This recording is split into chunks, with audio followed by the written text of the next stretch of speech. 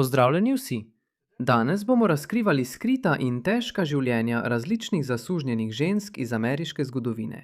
Od kolonialne Amerike do državljanske vojne, njihove zgodbe razkrivajo temno resničnost preživetja, izkoriščanja in pripovedi, ki so bile potisnjene v pozabo ali skoraj pozabljene.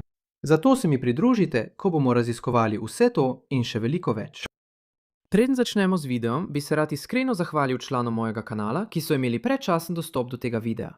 Če želite tudi sami imeti predčasen dostop ali druge ugodnosti, kot so ekskluzivne ankete, objave in videi za člane, si to oglejte in se pridružite, če vas zanima. Vsekakor še enkrat hvala vsem članom in upam, da boste vsi uživali ob ogledu videa. Hvala! Elizabeth Freeman, rožena v suženjstvu v kolonialnem New Yorku, ni bila nikoli namenjena temu, da bi pustila pečat v zgodovini. Revna, nepismena in zasužnjena je bila prezrta strani moških, ki so zase zahtevali svobodo, njej pa so jo odrekali. In vendar je storila nepredstavljivo. Tožila je svojega, tako imenovanega gospodarja, za svojo svobodo. Toda kako bi lahko ženska, ki ni znala ne brati ne pisati, dobila takšno tožbo? In kako je njen boj pretresel temelje nove države? Elizabeta Freeman, kasneje znana kot mamica Bet, se je rodila v suženjstvu sredi 1740-ih, verjetno spomladi leta 1744. Natančen kraj njenega rojstva ni znan, čeprav nekateri menijo, da je bila rojena v zvezni državi New York, kjer je odraščala na plantaži Petra Hogeboma v kraju Cleverack v današnjem okrožju Columbia. Hogebom, kot nakazuje njegov priimek, je bil član nizozemske družine, ki se je v tem delu Amerike naselila sredi 17. stoletja, ko je bil New York znan kot Nova Amsterdam in je bil nizozemska kolonija. V svojih zgodnjih letih je bila znana kot Bet, kar je skoraj zagotovo okrajšava za Elizabeto. Na podlagi tega, kar vemo o kmetiji Hogebom, je odraščala v gospodinjstvu, jer je bilo veliko zasužnjenih ljudi. Med njimi je bila tudi njena sestra Lizzie. Kot je bilo pogosto pri zasužnjenih ljudeh v 18. stoletju, identiteta njenih staršev ni znana in ni jasno, ali so ostali na istem posestvu. Nažalost, Bet nikoli ni naučila brati ali pisati, zato so zgodnja leta njenega življenja ostala zavita v tišino, saj za seboj ni pustila nobenih pisnih zapisov. Namesto tega se tisto, kar vemo o njeni zgodbi, pojavi šele kasneje, potem, ko se je prebila v javnost in pritegnila pozornost celotne države. S pogumnim in brezprimernim pravnim bojem, in kot bomo kmalu videli, je ta boj spremenil vse. V zgodnjih 1750-ih se je hči Petra Hogeboma, Hannah, poročila s polkovnikom Johnom Ashleyjem, pomembno osebnostjo v mestu Sheffield v Massachusettsu. Bet je bila poslana živet k Hannah kot hišna sužnja v Sheffielde, verjetno je bila takrat stara le 7 ali 8 let. Na srečo lahko še vedno vidimo svet, v katerem je živela skoraj 30 letja, saj hiša polkovnika Johna Ashleyja, zgrajena leta 1735, še vedno stoji in je danes muzej. Kot dvonadstropna hiša z mansardo ima veliko sob in bi bila po merilih sredine 18. stoletja veljala za zelo veliko podeželsko hišo. Betino življenje tukaj bi bilo osredotočeno na ohranjanje čistoče v hiši, pranje oblačil in opravljanje napornih ročnih del, ki so v času pred pralnimi stroji, sušilci, sesalniki in drugimi napravami vzela veliko več časa. V gospodinjstvu družine Ashley se je Bet hitro uveljavila kot ženska, ki je njeni zasužnjevalci niso mogli prestrašiti. Kasnejši zapisi opisujejo Hannah Ashley kot strogo. Ena znana zgodba pa trdi, da je zgrabila segreto lopato, da bi udarila Betino sestro Lizzie. Tudi ona je bila poslana živet v gospodinjstvo družine Ashley, a preden je lahko udarila Lizzie, je Bet stopila vmes in blokirala njene udarce. Hannah ji je zadala globoko rano, ki je pustila precejšnjo brazgotino, vendar je Bet, namesto da bi jo skrivala, od takrat naprej brazgotino ponosno kazala, kot način, da obiskovalcem hiše pokaže, da je gospa Ashley kruta do svojih sužnjev. V teh letih je Bet postala tudi mati. Identiteta očeta njenega otroka ostaja neznana, vendar tradicija pravi, da je odšel služiti v ameriško revolucionarno vojno in se nikoli ni vrnil.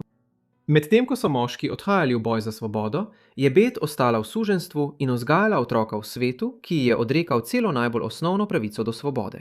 Toda v Sheffieldu so nastajale besede, ki bodo kmalu naredile to protislovje nemogoče prezreti. Elizabeta je živela v obdobju velikih sprememb v Severni Ameriki, medtem ko je bivala v gospodinjstvu Ashleyjevih. Ko je tukaj odraščala, je verjetno nenehno poslušala pogovore o dolgi vojni s Francozi, ki je divjala po Severni Ameriki od leta 1754 do 1763. Ta konflikt se je končal, ko so Britanci prevzeli nadzor nad ozemljem, ki so ga takrat imenovali Nova Francija, danes poznanim kot Kanada. Medtem ko je Massachusetts ostal pod britansko oblastjo. Slišala bi tudi o vse večjem nezadovoljstvu, ki ga je izražal John Ashley in gostje, ki so se zbirali v njegovem domu, ko so se pritoževali nad naraščajočimi davki, ki jih je britanska krona nalagala Massachusettsu in drugim 12 kolonijam od Nove Hampshire do Georgije. Januarja 1773, ko je bila verjetno že blizu 30. leta, bi videla tudi, kako se je velika skupina lastnikov zemljišč iz Massachusettsa zbrala v hiši Ashleyjevih v Sheffieldu, da bi pripravili dokument, ki je postal znan kot Sheffieldska deklaracija. Protestirala je proti vse večji britanski tiraniji v kolonijah in zapisala, citiram: Ljudje so v naravnem stanju enaki, svobodni in neodvisni drug od drugega, ter ima pravico do nemotenega uživanja svojega življenja, svobode in lastnine. Thomas Jefferson bi te besede parafraziral, ko je 3 leta kasneje pisal deklaracijo o neodvisnosti. Zdi se, da je Theodore Sedgwick, mlad pravnik, večino Sheffieldske deklaracije napisal med srečanjem v hiši Ashleyjevih. Kmalu bo ponovno nastopil v Elizabetini zgodbi. Če je Beth sploh kaj slišala o Sheffieldski deklaraciji, ki je bila napisana v hiši Ashleyjevih januarja 1773, ni mogla spregledati ironije. Moški, ki so trdili, da so vsi upravičeni do svobode in naravnih pravic, so pisali te vzvišene stavke, medtem ko so jo pod isto streho držali v verigah. Jezik svobode je odmeval po hodnikih, vendar vanjo ni bila vključena. Še ne. A v prihodnjih letih se bo odločila preveriti, ali te besede sploh kaj pomenijo. Sheffieldska deklaracija je bila pomemben dogodek v času pred ameriško revolucionarno vojno. Bostonska čajanka se je zgodila na drugi strani Massachusettsa decembra 1773.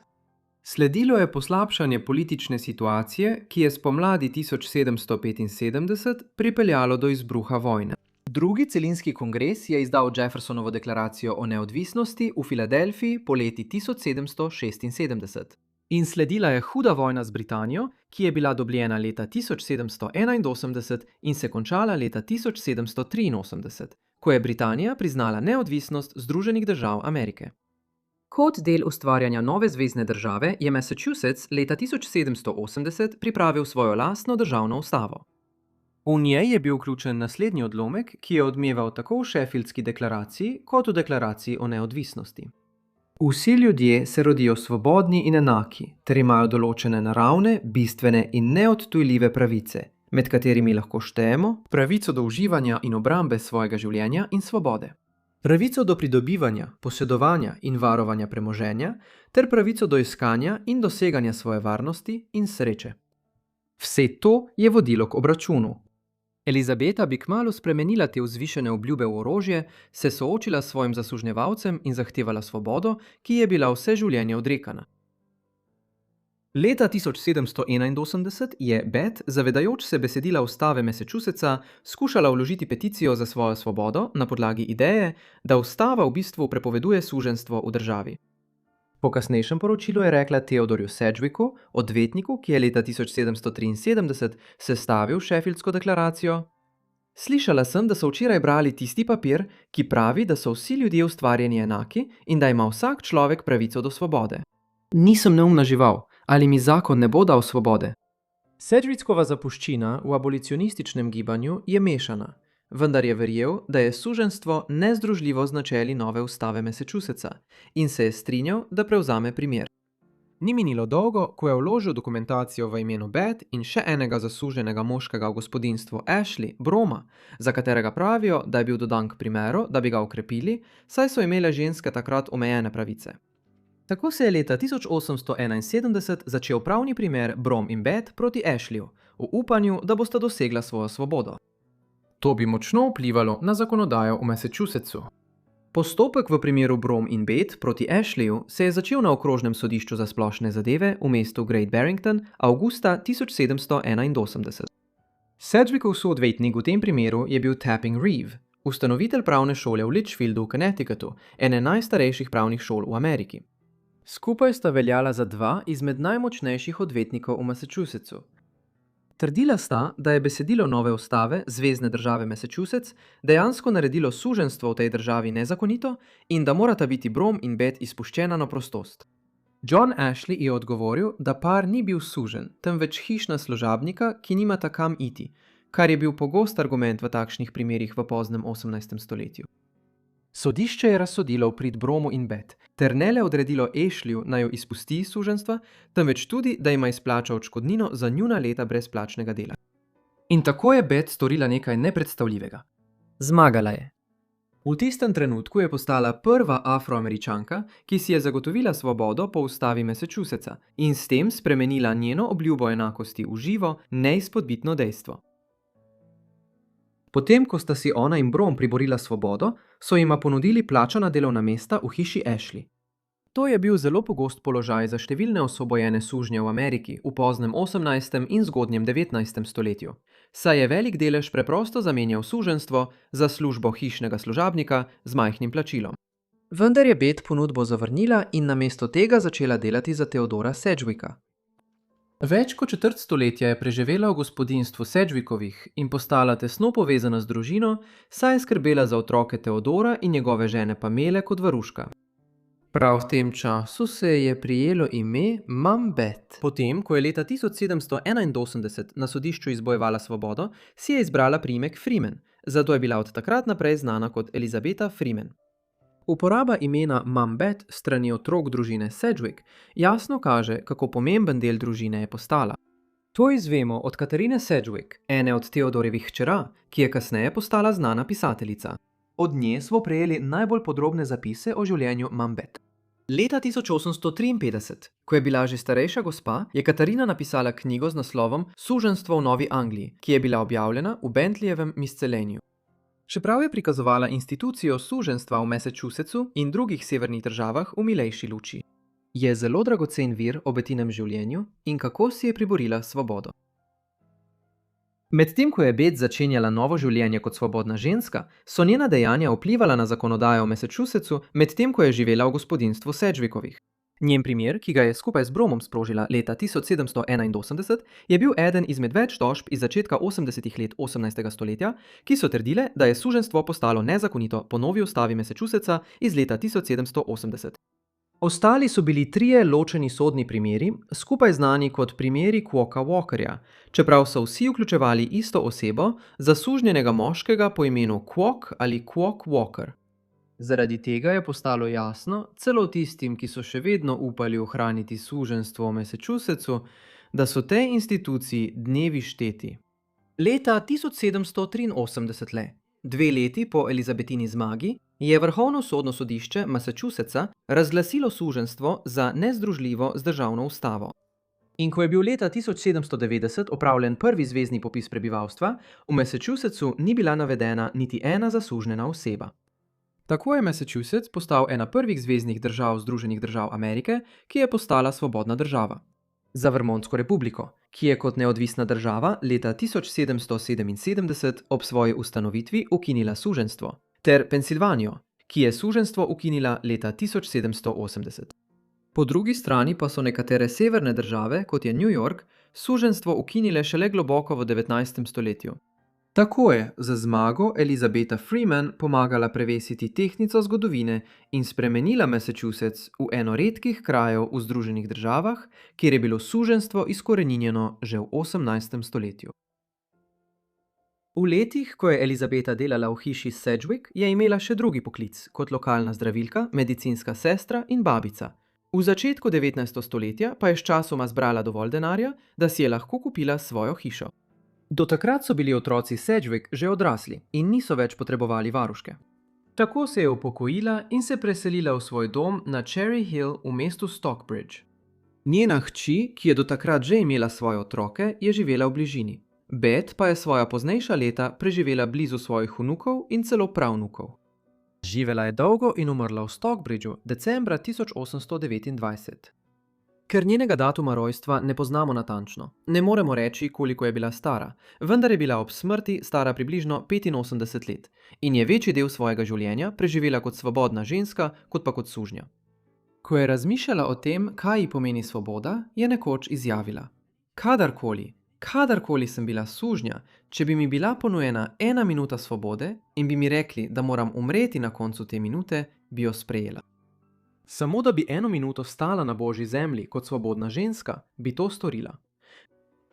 Položena je bila k počitku na družinskem pokopališču Sedgwick v Stockbridgeu v Massachusettsu, kot edina, ki ni bila Sedgwick, pokopana tam, kar je dokaz mesta, ki si ga je prislužila v družini, ki ji je nekoč pomagala pridobiti svobodo. Družina je njen grob označila z napisom, ki se je glasil: Elizabeta Freeman, znana tudi kot Mom Bet, umrla 28. decembra 1829. Njena domnevna starost je bila 85 let. Rojena je bila kot sužnja in je ostala sužnja skoraj 30 let. Ni znala ne brati, ne pisati, a v svojem okolju ni imela ne nadrejenega, ne enakega. Ni zapravljala ne časa, ne lastnine. Nikoli ni izneverila zaupanja, niti ni nikoli opustila dolžnosti. V vsaki domači preizkušnji je bila najučinkovitejša pomočnica in najnežnejša prijateljica. Dobra mati, z Bogom. Okoli leta 1812 je ena od Theodorjevih snah, Susana Ridley Sedgwick, naslikala nežno akvarelno miniaturo na slonovini Bet, ko je bila stara približno 70 let. Danes jo hrani zgodovinsko društvo Massachusettsa in velja za njen edini znani ohranjeni portret. Od 2 stoletjih po njeni smrti je njena zgodba postala osrednjega pomena za zgodovino abolicionizma v Združenih državah Amerike, kot opomnik, da svoboda ni bila zgolj zapisana v zakon, temveč so jo zahtevali tisti, ki so bili dovolj pogumni, da so jo zahtevali. Avgusta 2020 je zgodovinsko društvo Sheffielda v njeno čast odkrilo kip in tako priznalo njeno vlogo na dolgi poti do svobode. Elizabeth Freeman, ki jo pogosto opisujejo kot Rosa Parks svojega časa, je s svojim pogumom dosegla več kot le svojo svobodo. Pomagala je zanetiti gibanje, ki je preoblikovalo narod. Julia Chin, rožena v suženjstvo in težko življenje, je svoje otroštvo preživela v delu, tako kot večina drugih sužnjev. A njeno življenje se je spremenilo, ko so jo poslali na plantažo Richarda Mentorja Johnsona, vzhajajočega politika in bodočega podpredsednika Združenih držav Amerike. Johnson je kmalu vzel Julio za svojo priležnico in začela sta razmerje, ki je bilo nenavadno, sporno in zelo zapleteno. Pomagala je upravljati njegovo gospodinjstvo in vzgajala njune otroke, vendar ji nikoli ni podelil svobode. Zakaj jo je torej obdržal v suženjstvu? In zakaj je bila skoraj izbrisana iz zgodovine? Poskušati ugotoviti, kdo je bila Julia Chin, še posebej podrobnosti o njenih najzgodnejših letih, ni lahka naloga. Demografski zapisi so bili konec 18. stoletja netočno vodeni, še posebej, ko je šlo za ljudi rojene v suženjstvu. Naprimer, vemo, da se je Julia Chin rodila v 90. letih 18. stoletja, vendar je celo njen glavni biograf lahko čas rojstva omejil le na obdobje med letoma 1790 in 1797. To je najbolj natančno, kot je mogoče biti, glede na razpoložljive dokaze. Nekateri viri trdijo, da se je rodila leta 1790. Drugi navajajo, da je bila leta 1812 stara približno 15 ali 16 let, kar pomeni, da se je rodila okoli leta 1796 ali 1797. Na enak način ni veliko podrobnosti o njenih starših ali ozadju. Njena mati je bila zasužnjena ženska po imenu Henrietta. Verjame se, da je bil njen oče svoboden bel moški, po katerem je dobila priimek, saj je bila v tem delu Kentuckija ugledna družina naseljencev z imenom Chin. Kljub temu je lažje ugotoviti, kdo so bili Julijini zasužnjevalci. Rođena je bila na plantaži Roberta Saggsa Johnsona in njegove žene Jemime v regiji Bluegrass v Kentuckiju, ki je bila takrat na zahodni meji Združenih držav Amerike. Johnsonovi so se v 1770-ih preselili na zahod v Kentucky kot eni prvih evroameriških naseljencev tam. Robert je delal kot geodet in ocenjevalec zemljišč ter pomagal pri začrtovanju prihodnje kolonizacije Kentuckija.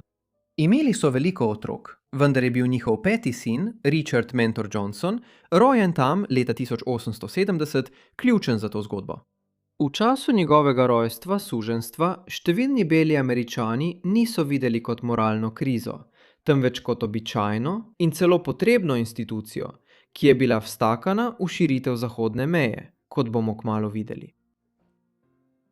Kentucky so naselili ljudje, ki so se od 60. let 18. stoletja naprej selili iz Virginije proti zahodu in je bila leta 1782 sprejeta kot 15. zvezna država ZDA. Lastništvo sužnjev je bilo tukaj povsem zakonito. Vprašanje, ali naj nove zvezne države dovolijo suženjstvo, pa še ni postalo oster politični boj, kakršen se je začel v 1810-ih. Kljub svojemu položaju, sužnje lastniške kmetijske države s plantažnim gospodarstvom, je Kentucky hitro postal tudi dom največjega števila svobodnih temnopoltih prebivalcev med vsemi zveznimi državami ZDA. To je bilo zato, ker so sužnji, ki so si pridobili svobodo v krajih kot je Virginija, pogosto prvi odšli na zahod, da bi si pridobili svojo majhno kmetijo ali živeli stran od krajev, kjer so bili zasužnjeni. Poleg tega je bilo v Julijinem času tukaj še vedno veliko staroselsko prebivalstvo, plemena kot sta Creek in Choctaw. To je ustvarilo državo, kjer so bila družbena pravila o tem, kako so belci, temnopolti in staroselci sodelovali, drugačna kot v drugih državah. In to rasno mešanje je oblikovalo Julijino življenje. Čeprav se je Julija rodila zasužnjeni ženski, ni bila niti približno čistega zahodnoafriškega rodu. Vendar pa so popolne podrobnosti o njeni etnični pripadnosti vir polemik. Večina raziskav samozavestno trdi, da je bila Oktorunka. To je izraz, ki se danes pogosto uporablja za ljudi, ki so le 1/8 afriškega porekla, medtem ko so 7/8 evropskega ali belopoltega ameriškega porekla. Čeprav je bilo nekaj primerov, ko se je to zgodilo v preddržavljansko vojno v zgodovini Združenih držav, je bilo to izjemno redko.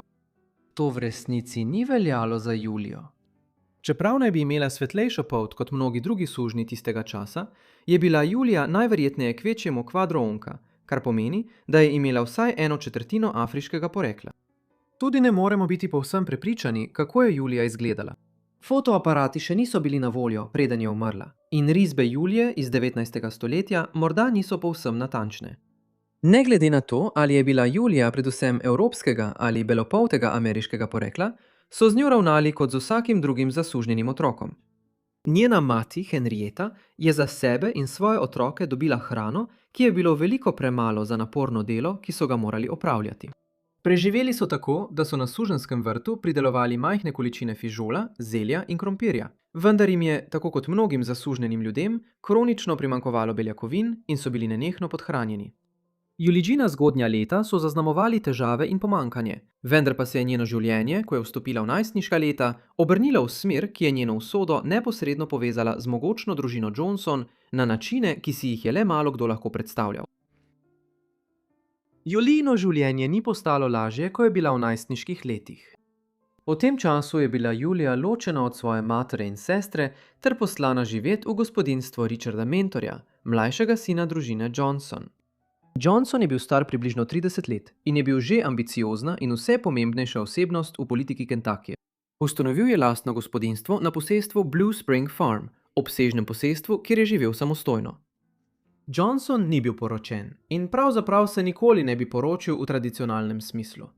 Po kasnejših pripovedih naj bi pri približno 16 letih zaprosil mlado žensko, vendar je njegova mati močno nasprotovala zvezi in ga prisilila, da jo prekine. Nekatere zgodbe trdijo, da je dogodek pustil trajen pečat na njem in da je Johnson prisegel, da nikoli več ne bo dovolil svoji materi ali komorkoli drugemu, da mu narekuje osebno življenje.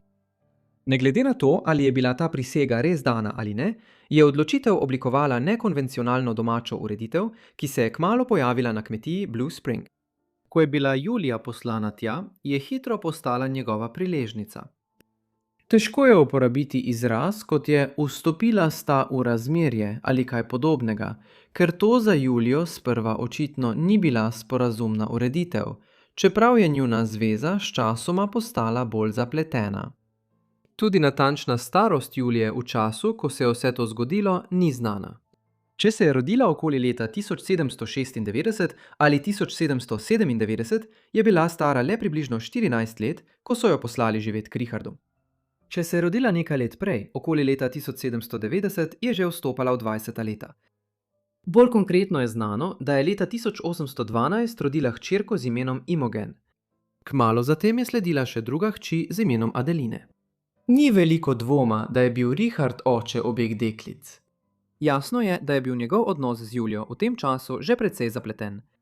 Ostala je sužnja, vendar obstajajo dokazi, da jo je imenoval za svojo ženo, Imogeno, in Adeline pa je brez zadržkov predstavljal kot svoji hčerki, ko so obiskovalci prihajali na Blue Spring Farm. Nosili sta tudi priimek Johnson. Sčasoma je poskrbel, da so jim dodelili lastno zemljo. Večina zgodovinarjev pa Richarda in Julijo uvršča v nekakšno neuradno zunajzakonsko skupnost zunaj običajnih pravnih okvirov. Richard Mentor Johnson je danes predvsem znan po tem, da je bil podpredsednik Združenih držav Amerike med letoma 1837 in 1841, ko je bil predsednik Martin Van Buren. Toda njegova politična kariera je trajala več kot 46 let. Prvič je bil izvoljen v predstavniški dom Kentuckyja leta 1804. 3 leta kasneje je odšel v Washington DC, da bi zastopal Kentucky v kongresu kot član Zveznega predstavniškega doma. To funkcijo je opravljal do leta 1819, ko mu je uspelo zmagati na volitvah za ameriškega senatorja iz Kentuckyja. Nato pa je 8 let ponovno služil v predstavniškem domu od leta 1829 in nato njegov mandat kot podpredsednik. Čeprav Julija ni dočakala, da bi Johnson postal podpredsednik, je bila njegova politična kariera pomembna za oblikovanje njene življenjske poti. Ker se nikoli ni poročil z belko ali si ustvaril bolj konvencionalno družino po standardih zgodnega 19. stoletja, je medtem, ko je bil približno 6 mesecev na leto v Washingtonu, ona v bistvu vodila kmetijo Blue Spring v Kentuckyju. To je bila plantažna kmetija z veliko sužnji. Julija jo je vodila, ukvarjala se je s pogodbeniki, ki so kupovali njihove pridelke in kupovala zaloge za gospodinjstvo in kmetijo. Prav tako je organizirala in vodila družabne dogodke, od katerih so se mnogi morali odvijati, ko se je Richard vrnil v Kentucky iz Washingtona in se srečal z lokalnimi politiki ter poslovneži. Za Julijo so govorili, da zelo dobro igra klavir in je pomagala ustvariti prefinjeno vzdušje, ki se je pričakovalo na takšnih srečanjih. Ko je Johnson vsako leto znova odšel v Washington, da bi nadaljeval svojo politično kariero, je celo zaupal denar, ki ga je prej dvignil, kar je bila za tisti čas nenavadna raven zaupanja do zasužnjene ženske. Eden izmed najbolj izstopajočih dosežkov Julije kot upraviteljice kmetije Blue Spring je bila ustanovitev Akademije Choctaw na tej kmetiji. To je bila internatska šola, ki so jo na kmetiji zgradili za dečke staroselcev. Pod Julijinim vodstvom je delovala približno desetletje. Na nek način je bilo to nadaljevanje Julijinega dela pri izobraževanju lastnih hčera. Zaposlila je lokalnega duhovnika in pridigarja Thomasa Hendersona, da bi izobraževal Imogen in Adeline. Nato pa je Henderson začel poučevati tudi na šoli. Akademija Choctawov še danes delno stoji. Na kmetiji Blue Spring v Kentuckyju lupina stavbe še vedno stoji na polju, čeprav so grmi in drevesa že dolgo prerasli skozi stene. Streha pa se je po več kot stoletju zanemarjanja večinoma zrušila. Vendar pa je za vsakogar, ki živi v tem delu Kentuckyja, tam še vedno živ delček življenjske zgodbe Julije Chin, ki si ga lahko ogleda. Čeprav se zdi, da vse to kaže na skoraj enakovreden odnos med Julijo in Richardom v 20 letih 19. stoletja, je bilo vse skupaj veliko bolj zapleteno, kot se sprva zdi. Naprimer, lokalna skupnost v Kentuckyju je tolerirala nenavadno zvezo med svojim kongresnikom in njegovo tako imenovano ženo, vendar so ju za zaprtimi vrati očitno kritizirali. Poleg tega je bilo njuno razmerje zelo nenavadno in oblikovano po zakonih rasnih meja tistega časa. Leta 1815, po smrti svojega očeta, je Johnson postal polnopravni pravni lastnik Julije, vendar je ni osvobodil. Ona je ostala pravno zasužnjena, čeprav je on javno priznal njune hčere in jih vzgajal kot svoje.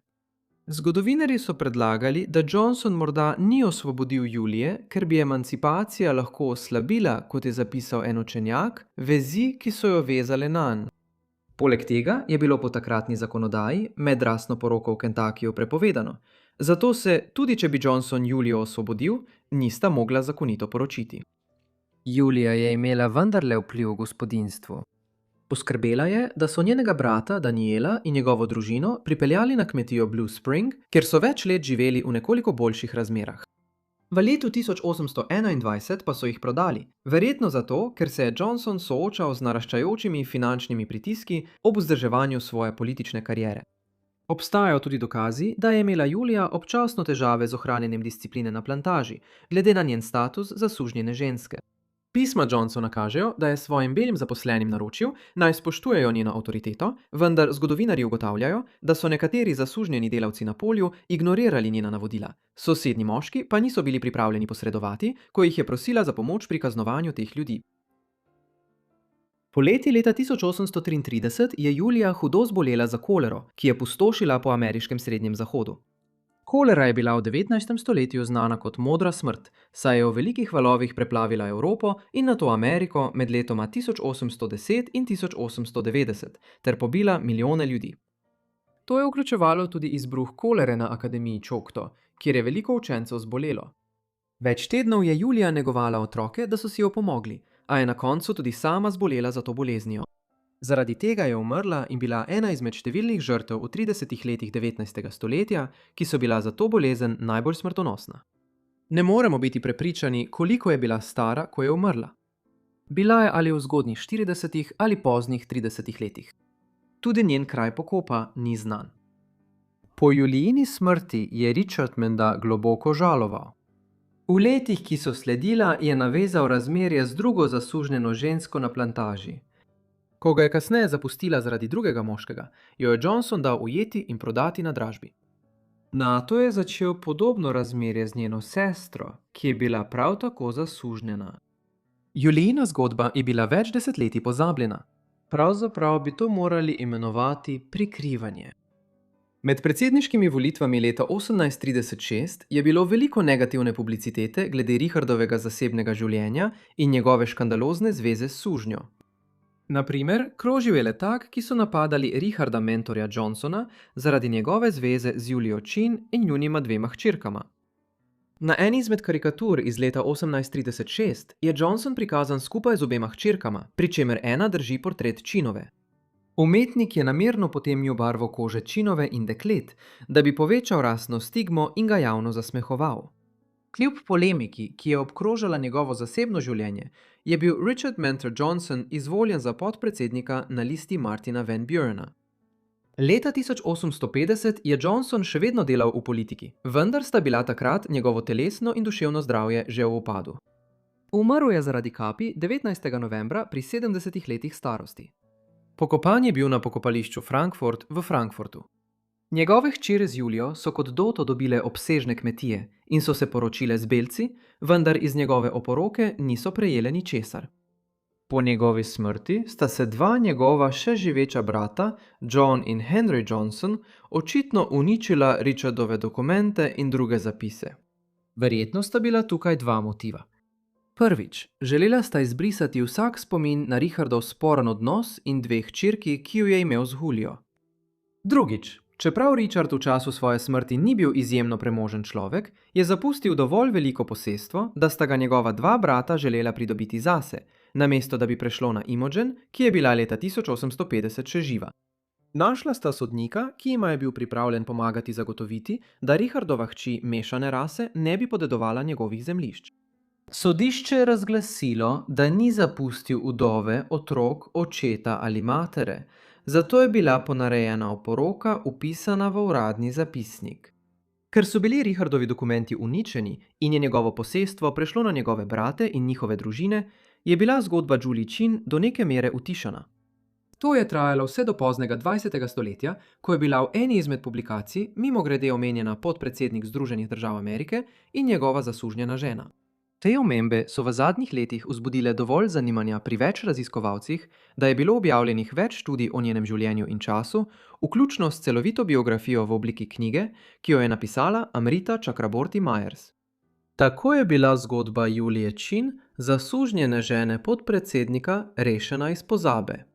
Čeprav je večji del kmetije Blue Spring izginil, so prizadevanja lokalnih konzervatorjev za stabilizacijo ohranjene kamnite stavbe Akademije Čokto pripomogla k temu, da bo vsaj del kraja, kjer je živela in delala, obstal. Na ta način se spomin na Julijo Chin, ki je bil nekoč skoraj popolnoma izbrisan iz zgodovine, še naprej odkriva in ohranja v spominu. Joyce Heath je bila zasužnjena Afroameričanka, ki je očitno dočakala 161 let starosti. Leta 1835 so jo razstavljali in občinstvo je prihajalo od blizu in daleč, da bi jo videlo, ne le zaradi njene visoke starosti, ampak tudi zato, ker je bila povezana z Georgeom Washingtonom. Varuška Georgea Washingtona v otroštvu. Njene zgodbe o malem Georgiju so utrdile njene trditve, vendar se je za njeno prijazno in zgovorno osebnostjo skrival moški, ki jo je izkoriščal, celo po njeni smrti. Pridružite se mi, ko bomo raziskovali njeno zgodbo. Jeseni in zgodnji zimi leta 1835 je bila ženska po imenu Joyce Heath glavna tema pogovorov v Novi Angliji in New Yorku. Heathova je bila osrednja figura razstave, ki so jo predstavljali po Massachusettsu, Connecticutu in drugih državah. Vodjo razstave je bil Phineas Taylor Barnum, moški v svojih srednjih 20 letih, takrat svetu večinoma neznan, a kmalu spoštovan kot P.T. Barnum, največji showman na svetu. Barnumova predstava leta 1835 je bila skromna v primerjavi s tistimi v gledališčih in cirkusih, ki jih je vodil v kasnejših letih. V tem zgodnjem podvigu je imel le eno atrakcijo, staro žensko po imenu Joyce Heath. To morda ne zveni prav zanimivo, vendar je bila Heathova očitno zelo stara.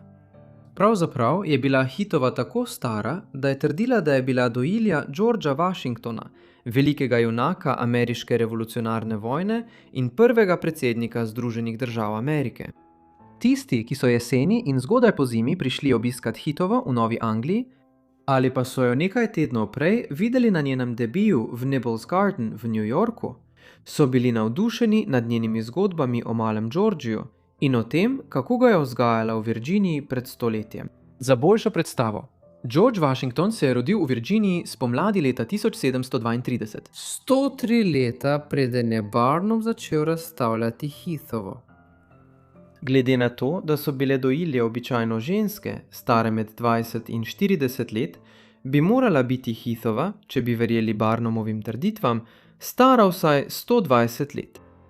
Kljub temu je Barnum iz neznanega razloga še bolj pretiraval in trdil, da se je rodila leta 1674 in da je bila stara 161 let. To je bila nekoliko nenavadna izjava, saj bi bila po tej logiki v svojih poznih 50 letih, ko je bila dojilja v Washingtonu. Morda je Barnum menil, da bo ta številka privabila večje občinstvo. V vsakem primeru je to zagotovo mnoge pripravilo do dvoma v njegove trditve. Heath je kmalu postal senzacija, oglaševan kot najbolj osupljiva in zanimiva zanimivost na svetu. Nekdo, ki je bil suženj pri Augustinu Washingtonu, očetu Gorga, in ki je skrbel za očeta ustanovitelja v 30 in še v 40 letih 18. stoletja. In nekaj časa je Barnum z njenim razstavljanjem zaslužil veliko denarja in pritegnil veliko pozornosti medijev. A to ni trajalo dolgo. 19. februarja 1836, po le nekaj mesecih medijske senzacije, je Heath umrla v New Yorku. Smrt Heathove je privedla do dogodka, ki je nekoliko paradoksalno dokazal, da je Barnum lagal o njenem ozadju, hkrati pa je njegovo kariero showmana potisnil naprej. Ko je ostarela dojilja ležala mrtva, se je Barnum odločil izkoristiti razvpitost, ki jo je pridobila v preteklem letu. Zato je najel zdravnika po imenu David L. Rogers, da opravi obdukcijo njenega telesa in potrdi, da je bila res stara več kot 100 let. Vendar pa Rogers ni potrdil Barnumovih pretiranih trditev. Namesto tega je trdil, da je bila ženska v poznih 70 ali zgodnjih 80 letih. In ne nenavadna stoletnica, kot jo je razglašal Barnum. Čeprav bi obdukcija in javna pozornost, ki jo je pritegnila, lahko uničili Barnuma, je bil moški, ki je razumel idejo, da slaba reklama ne obstaja. Že prej je vzbudil javno zanimanje, saj je okoli 1500 obiskovalcem zaračunal po $0,5, kar je bil takrat precejšen znesek, da so si lahko 19. februarja 1836 ogledali obdukcijo. Tudi potem je še naprej vzbujal javno zanimanje in širil neverjetne zgodbe. Da je Rogers v resnici opravil obdukcijo na popolnoma drugi osebi in da je Heath živ in zdrav, ter je na turneji po Evropi. Cenjeni časopisi so bili navdušeni nad tem in, kot boste videli, je to pomagalo zagnati Barnumovo kariero. A žalostna resnica je, da je Joyce Heath bila mrtva. Njena obdukcija je pokazala, da se je najverjetneje rodila nekje v 1750 letih, ko je Washington vstopal v odrasla leta. Torej, če Joyce Heath ni bila to, za kar jo je Barnum predstavljal, kdo je bila v resnici? Resnica je, da vemo zelo malo o pravi Joyce Heath. Vendar je na voljo dovolj dokazov, da lahko sestavimo nekaj osnovnih podrobnosti o njenem življenju. Očitno se je rodila nekje v 1750 letih. Kraj njenega rojstva ni znan, čeprav lahko skoraj zagotovo zavrnemo trditev iz tistega časa, da naj bi prihajala z otoka Madagaskar ob obali vzhodne Afrike. Namesto tega se zdi bolj verjetno, da je izvirala iz suženjske družine v eni od južnih držav, pri čemer so Virginia, Caroline ali Georgia najbolj verjetni kraji. Glede na čas njenega rojstva pa ne obstaja noben zapis, ki bi jo kakorkoli povezoval s posestvom Washington na Mount Vernonu. Prvi pomembnejši zapisi o njej se pojavijo šele, ko je bila že precej v letih in zasužnjena v Kentuckyju. V začetku leta 1835 je Barnum prejel namig o njej od kentakijskega šovmana po imenu R.W. Lindsay. Nato jo je obiskal in našel zelo staro žensko, ki je bila popolnoma slepa, imela je goste sive lase, drobno postavo, nohte, ki so spominjali na kremplje, ter starikav zguban obraz. Najbolj zanimivo pa je bilo, da je Heathova, ki je skoraj zagotovo trpela za napredno senilnostjo in izgubo spomina, bila izjemno zgovorna in je rada zabavala svoje goste s pripovedmi o tem, kako je skrbela za svojega dragega malega Georgija. Kdo je bil Georgij, ostaja odprto za razpravo, vendar je Barnum hitro uredil najem Heathove. Saj je bilo za njega nezakonito kupiti sužnja v svobodnih severnih državah sredi 30. let 19. stoletja. Pripravil je tudi ponarejeno kupoprodajno listino, ki naj bi izviral iz 18. stoletja in jo povezoval z družino Washington. S tem se je Barnum odpravil v New York, da bi razstavljal tisto, kar je imenoval dojilja Georgea Washingtona. Ko preučimo dogodke iz leta 1835 in upoštevamo, kdo je Joyce Heth v resnici bila, postane povsem jasno, kako podlo je bilo Barnumovo vedenje, ko je skušal svetu predstaviti Joyce Heth kot 161 let staro dojiljo Georgea Washingtona. Ne samo, da je to ranljivo, zasužnjeno starejšo gospo predstavljal kot atrakcijo za zaslužek, temveč jo je tudi izjemno prekomerno izkoriščal. Na vrhuncu njene priljubljenosti, leta 1835, Barnum je to slepo 80-letnico razstavljal 6 dni na teden, več kot 12 ur na dan. Ljudje so ji lahko segli v roko, ji merili puls in se je dotikali, dokler je bilo to primerno, ter jo obravnavali nekoliko kot žival. To je trajalo približno 7 ali 8 mesecev in vse dobičke je pobral zase, za katere verjamejo, da so znašali več kot $1500, kar je bil takrat lep znesek, danes pa bi to znašalo okoli $50,000. Danes.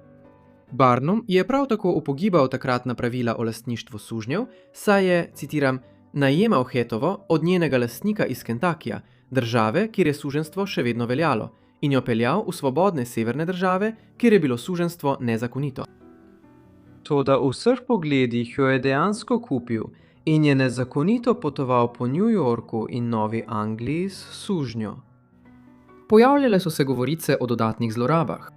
Naprimer, ena izmed zgodb pravi, da je Barnum Heathovo vpil in ji izpulil preostale zobe, da bi izgledala bolj pristno kot 161-letnica, karkoli naj bi to sploh pomenilo. Ni jasno, ali je ta zgodba resnična ali ne, in možno je, da je Heathova že ob prvem srečanju z njim imela izpuljene vse zobe. Vendar že sama možnost, da se je takšna zgodba razvila, kaže na način, kako je Barnum dejansko zlorabljal starejše ženske, ki se niti zase ni mogla več skrbeti. Prav tako mnogi krivijo Barnuma za smrt Heathove, saj poudarjajo, da je zaradi napornega urnika postala šibka, kar jo je pripeljalo v prezgodnji grob. Čeprav je bilo Barnumovo ravnanje z Joyce Heth lahko zelo kruto, ni dvoma, da je celotna epizoda pripomogla k začetku njegove kariere. Kmalu po obdukciji Heathove je ustanovil Barnumovo veliko znanstveno in glasbeno gledališče. Doseglo je mešan uspeh vse do panike leta 1837.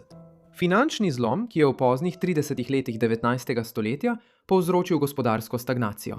Ko so ljudje v zgodnjih 40 letih 19. stoletja spet imeli denar v žepih, so začeli prihajati v velikem številu. V Barnumov najnovejši podvig, Skadarjev ameriški muzej, prizorišče, kjer je Barnum razstavljal vse vrste ljudi, za katere so takrat menili, da imajo telesne nepravilnosti, palčke, albinoje, ljudi z gigantizmom in druge primere.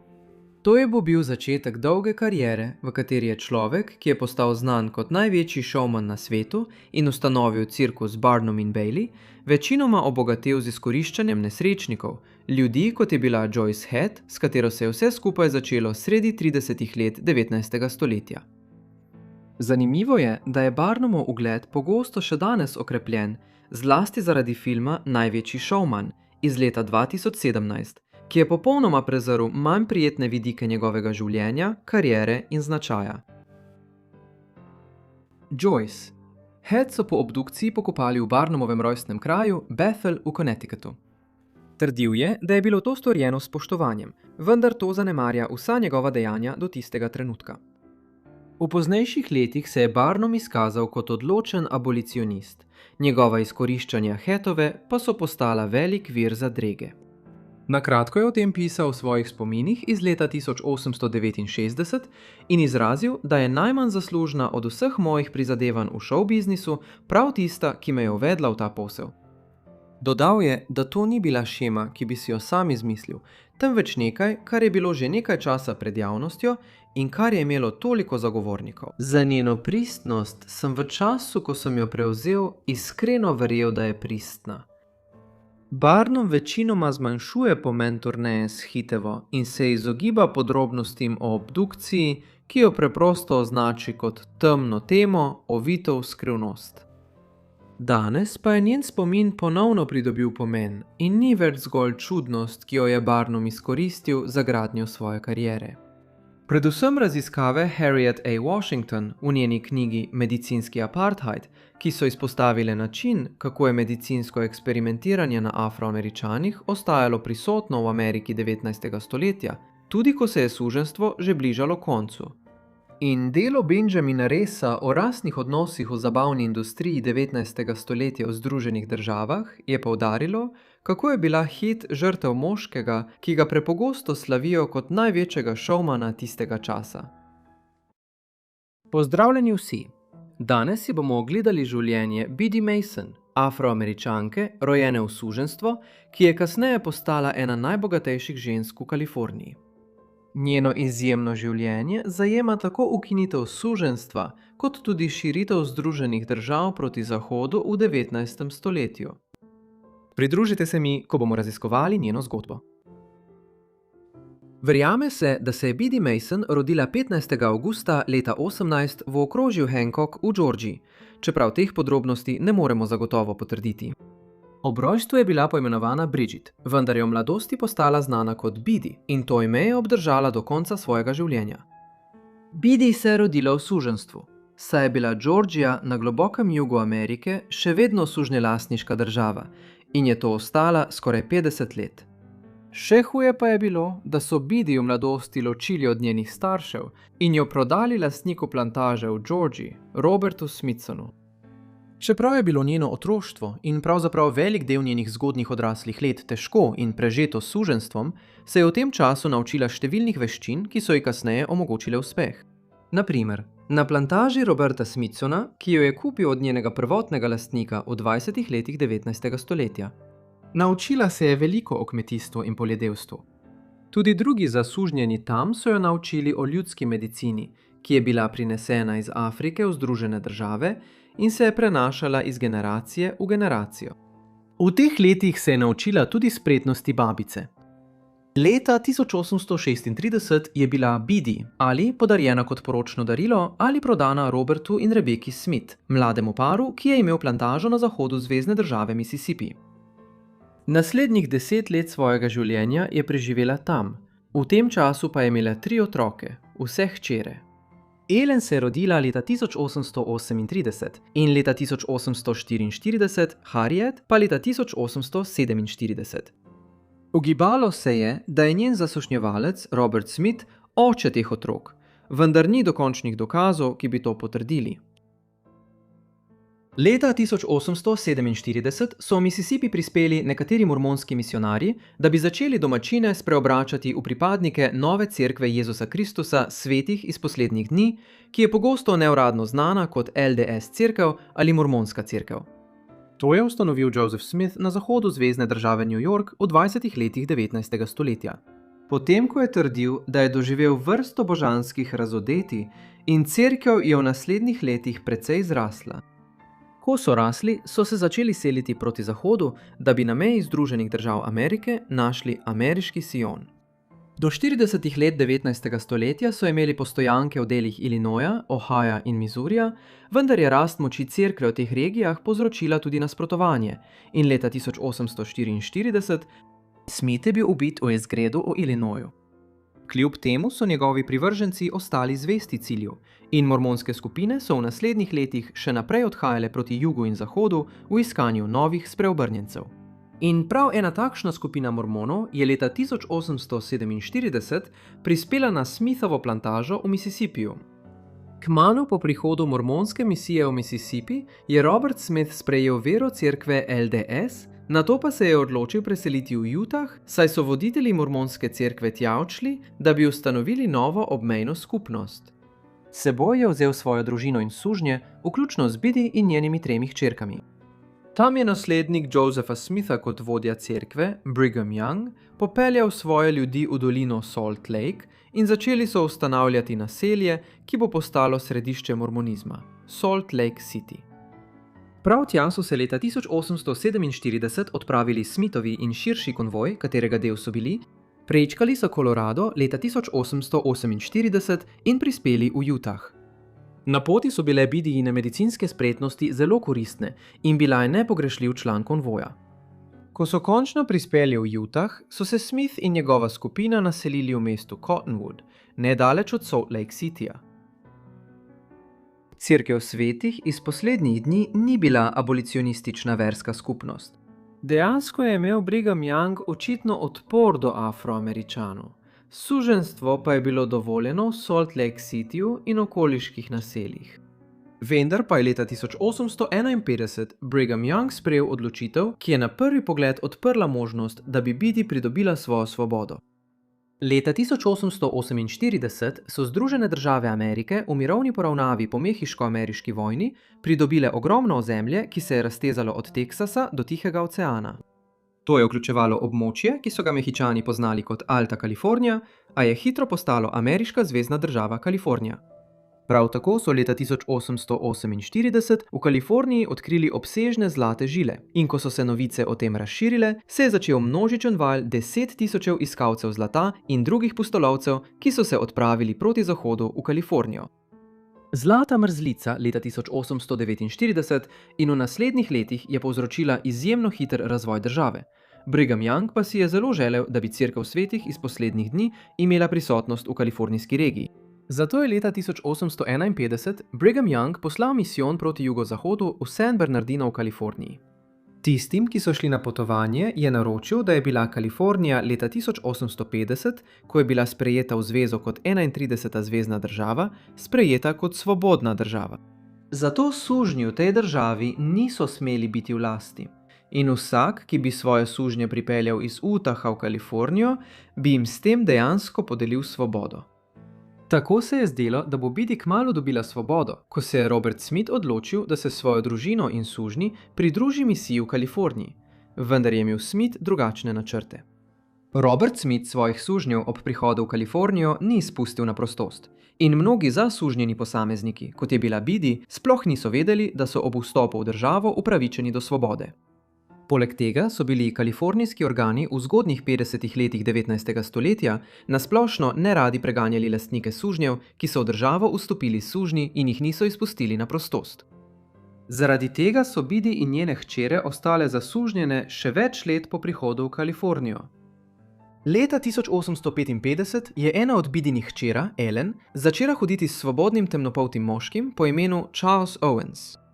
Prav od Owensa je Biddy izvedela, da je kalifornijska zakonodaja prepovedala suženstvo in da ima pravico pravno izpodbijati svoj in hčerin status suženj Roberta Smitha. Owens ji je nato pomagal vložiti peticijo s tem namenom na okrožnem sodišču v Los Angelesu. Biddy ni smela govoriti v svojem imenu, vendar, ker se njen zasužnjevalec Robert Smith ni pojavil, je bila sprejeta odločitev, da se Biddy in njenim 3 hčeram podeli svoboda, v skladu s kalifornijsko zakonodajo. Tako je bila zadeva preložena januarja leta 1856, ko je bila Bidi stara približno 38 let.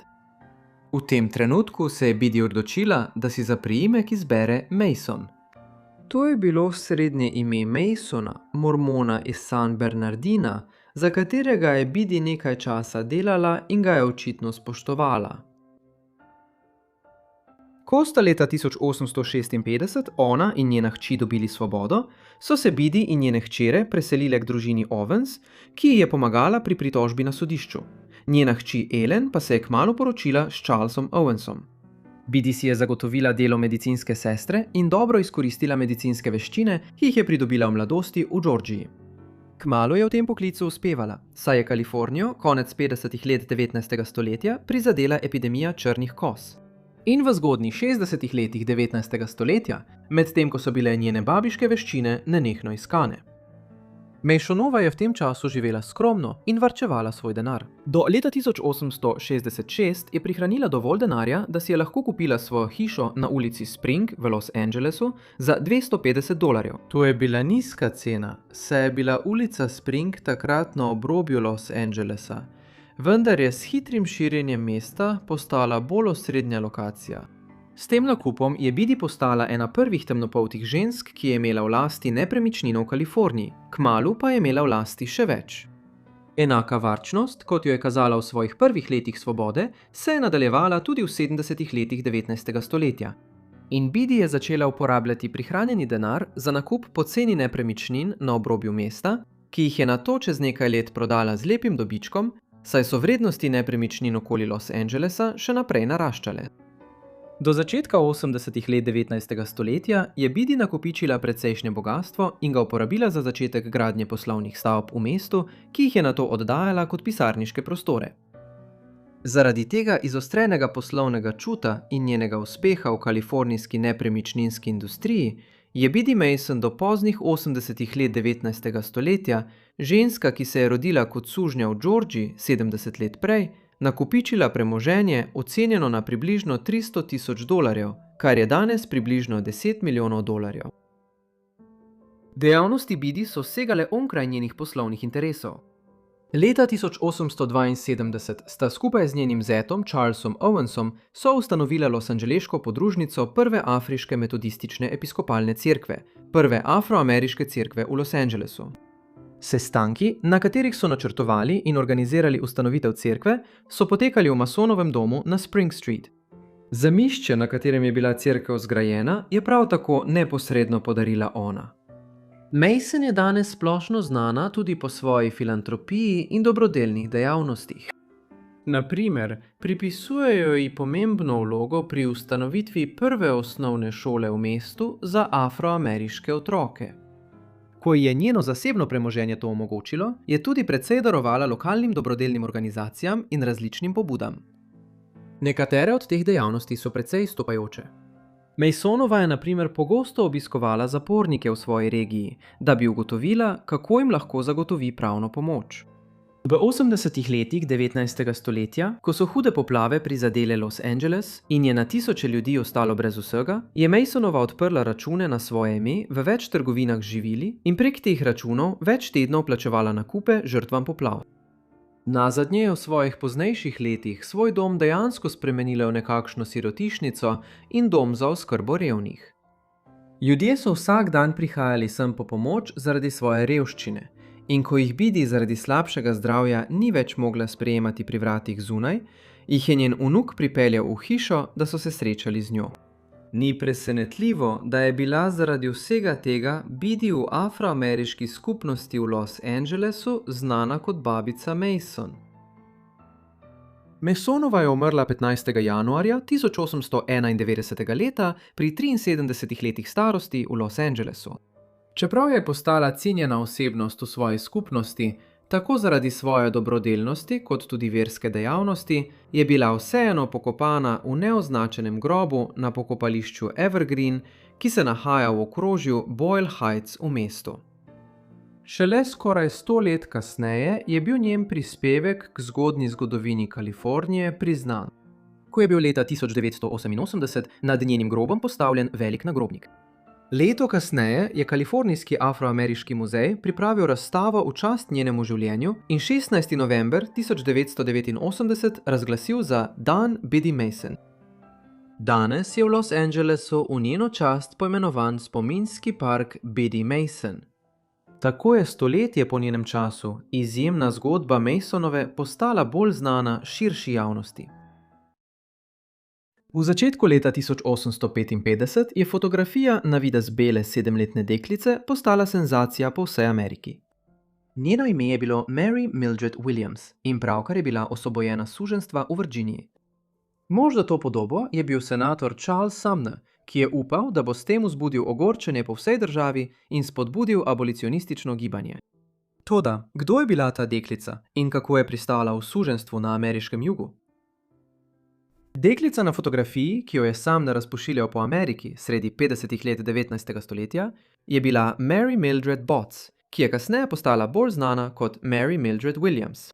Njena zgodba je nenavadna in poudarja čudno naravo rasnih odnosov ter politike suženjstva na pragu ameriške državljanske vojne. Rodila se je v suženjstvo blizu vasi Washington v okrožju William v zvezni državi Virginija. Točna zvezna država ni jasna, vendar vemo, da se je rodila leta 1847. Menilo se je, da je bil Marijin oče Seth Botts. Bil je zasužnjen moški s kompleksno družinsko linijo. Ni povsem znano, kdo je bil njegov oče, vendar se zdi verjetno, da je bil to član družine Botts, iste družine, ki ga je zasužnjila. Veliko članov družine Botts je bilo pomembnih politikov v Virginiji v 19. stoletju. Naprimer, John Botts je bil član predstavniškega doma ZDA med letoma 1846 in 1850. Vendar, kot boste videli, obstaja razprava o tem, ali je bil Seth Botts dejansko Marijin biološki oče. Marijina mati je bila Elizabeta Nelson. Bila je hči svojega zasužnjevalca in se je rodila v Powers Runu v Virginiji leta 1822. Njen oče je bil Tomaš Nelson, zato je Elizabeta odraščala zasužnjena strani lastnega očeta. Ko je bila v zgodnjih 20-ih, spoznala Setha in kmalu sta se poročila. Njun prvi otrok, deček po imenu Oscar, se je rodil leta 1845. 2 leti kasneje je sledila Mary, druga hči po imenu Adelaida pa se je rodila leta 1849.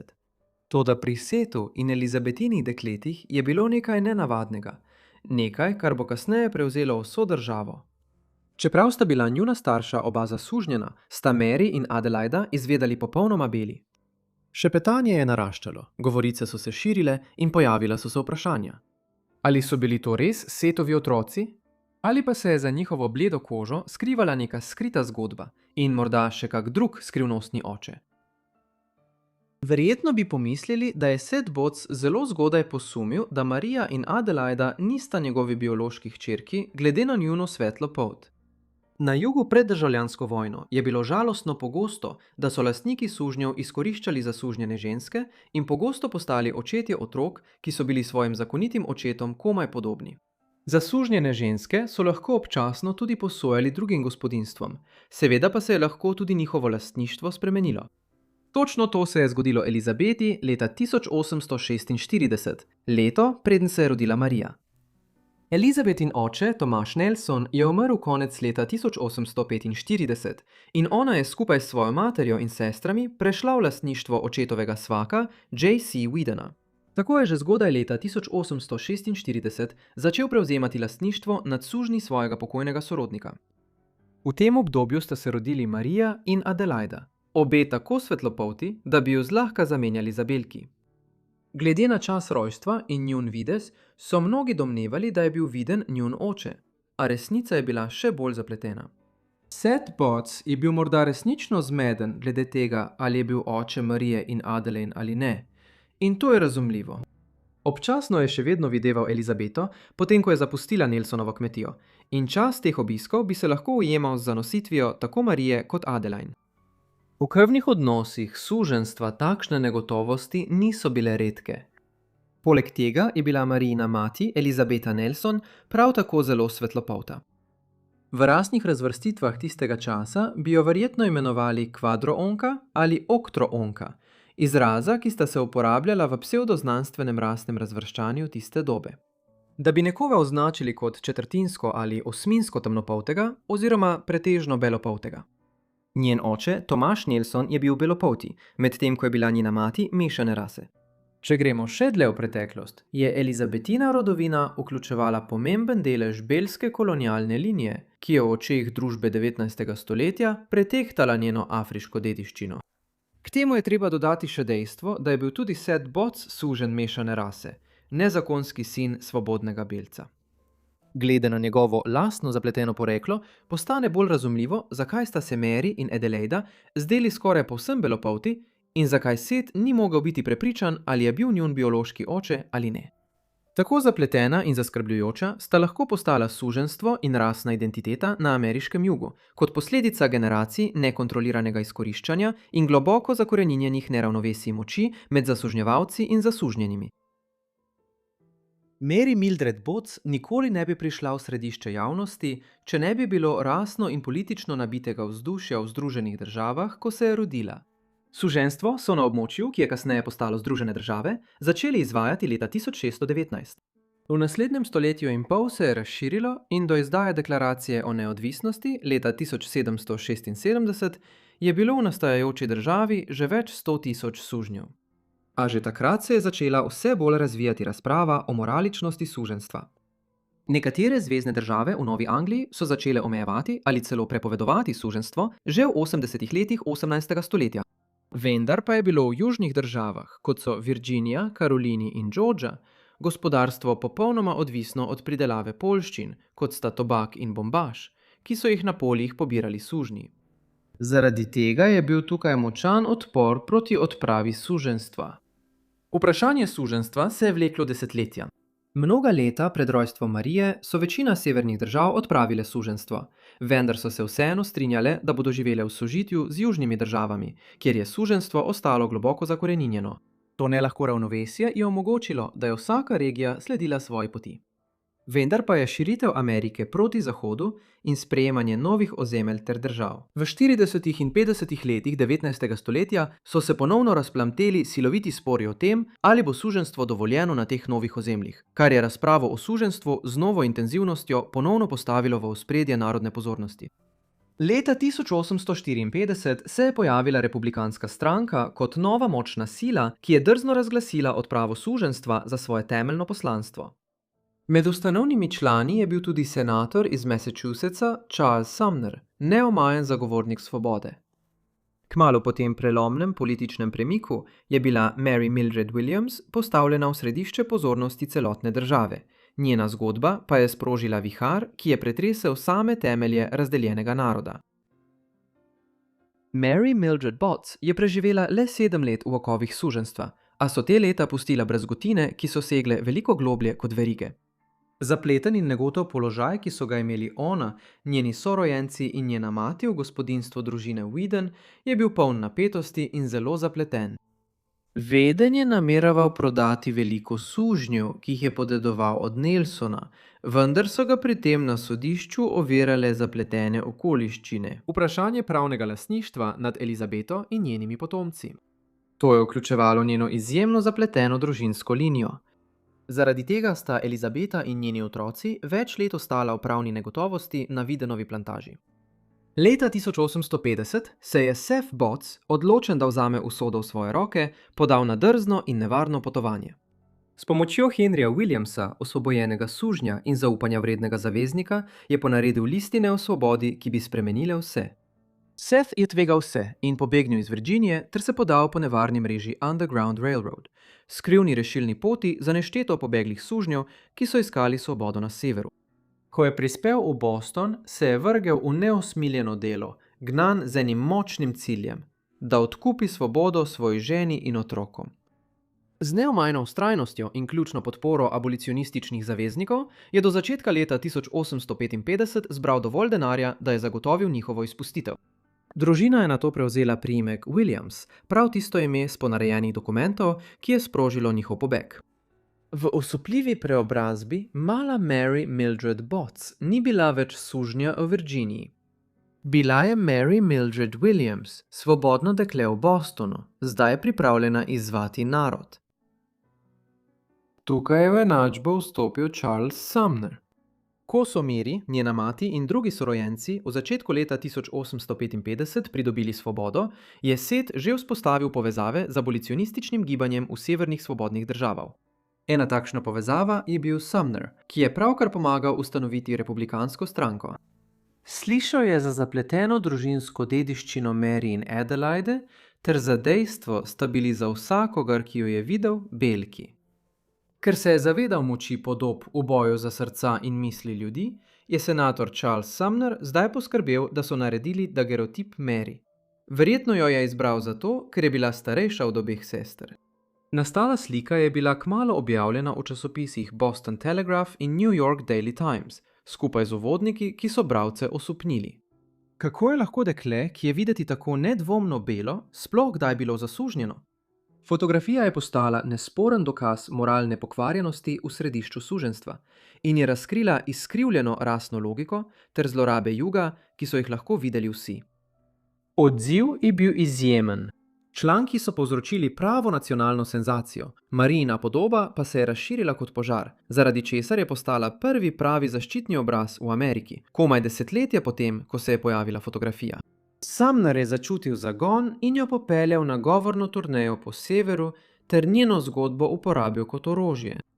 V govoru za govorom je poudarjal, kako suženjstvo ni le razvrednotilo milijonov ljudi, temveč je tudi zabrisalo meje med rasami, predvsem zaradi generacij spolnega izkoriščanja. Mary Mildred Williams je od takrat postala živa obtožnica juga. Njen obraz ni odražal le zgodbe ene deklice. Odražal je tleno hinavščino, ki je državo vedno bolj potiskala proti državljanski vojni. Mary Mildred Williams je bila takrat tako mlada, da verjetno sploh ni bila zavedna izjemnega pomena svoje zgodbe za politiko države. Po svoji turneji s Sumnerjem je polemika okoli njenega primera potihnila in vrnila se je v Boston, kjer je živela s svojimi sorojenci, ki so bili zdaj končno svobodni, da kot družina živijo v svoji lastni svobodi. Kljub temu je imelo Maryino obdobje kot plakatno dekle velik vpliv, ki je dosegel vrhunec 22. maja 1856. leta.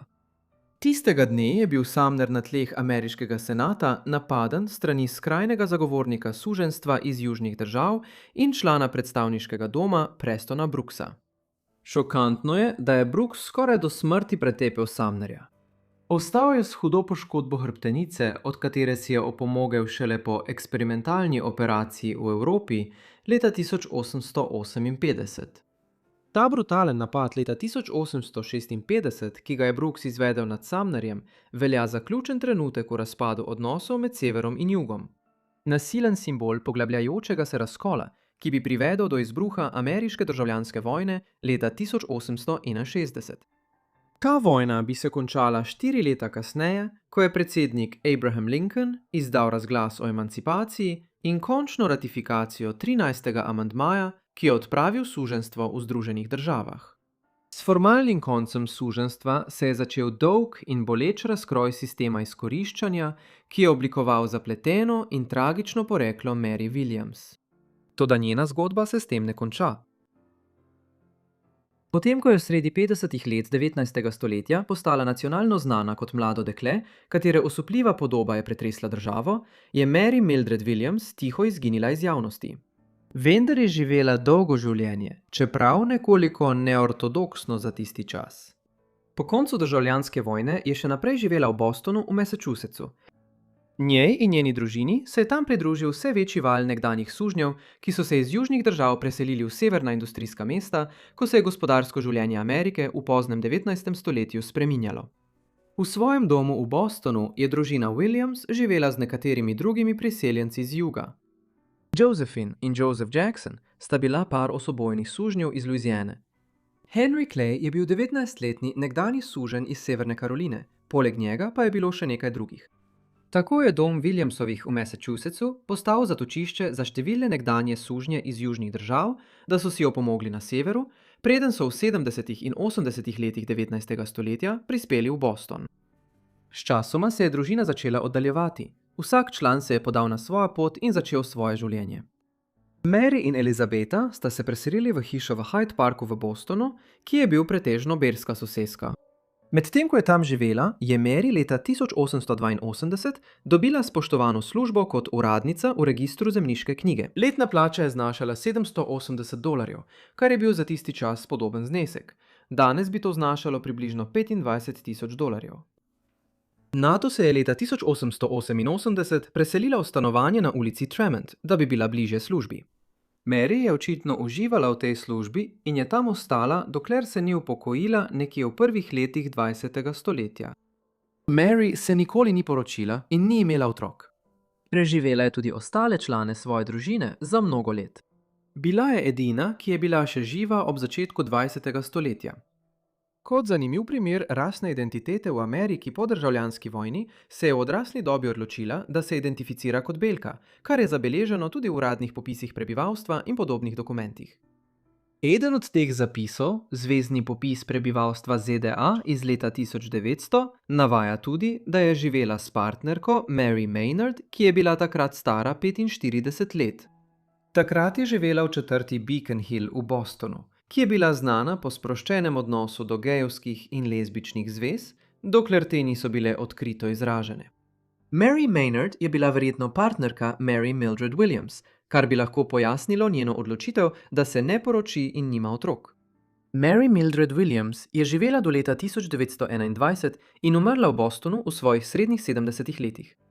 To je bil tih, neopazen konec življenja, ki je nekoč pritegnilo pozornost celotnega naroda. Nekdanje otroške ikone abolicionizma, ki je zdrsnila v pozabo, medtem ko je zgodovina korakala naprej brez nje. Najlepša hvala vsem, ker ste si ogledali ta zbirni video o ameriškem suženjstvu. Upam, da ste ga našli zanimivega. Sporočite mi v komentarjih spodaj, kaj si mislite o videu, in če imate kakšne predloge, mi jih prav tako napišite v komentarje spodaj. Sporočite mi tudi, če želite več tem o zgodovini Afroameričanov, zgodovini suženjstva ali podobnih temah. Upam tudi, da ste naročeni na moj kanal in imate vklopljena obvestila, da boste prejeli vsa moja videa takoj, ko jih naložim. To je vse z moje strani, zato se vidimo v naslednji epizodi Pozabljenih življenj. Hvala!